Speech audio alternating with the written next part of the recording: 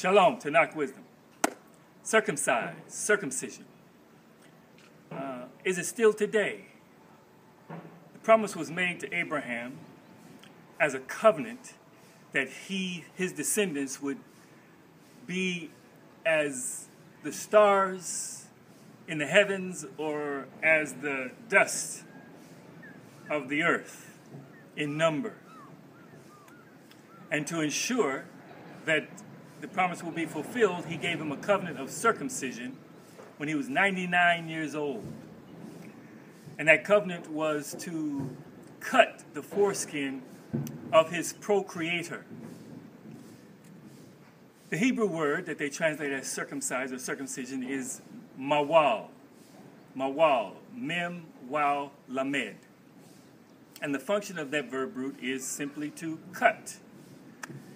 And also to move in opposition, to be opposite.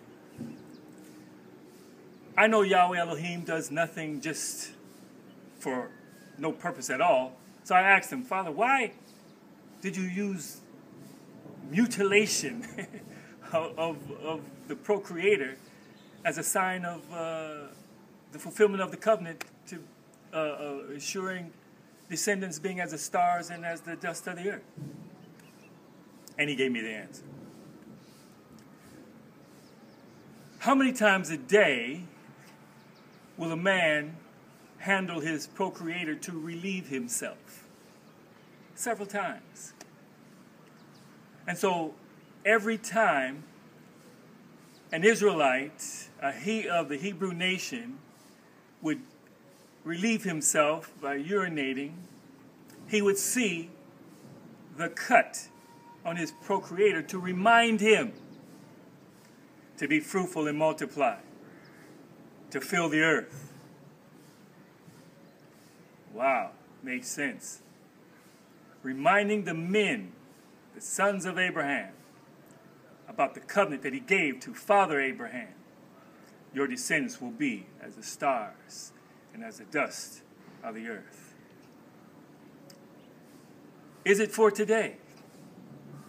Yeshua fulfilled the Torah and its requirements and released us to walk now in spirit and in truth. The Spirit enabling us to be reminded and enabled of our purpose. The part of the definition of mawal, the function to move in opposition, now I understand is that covenant back then was to move in opposition of the way the world was going, and that's not to have many sons.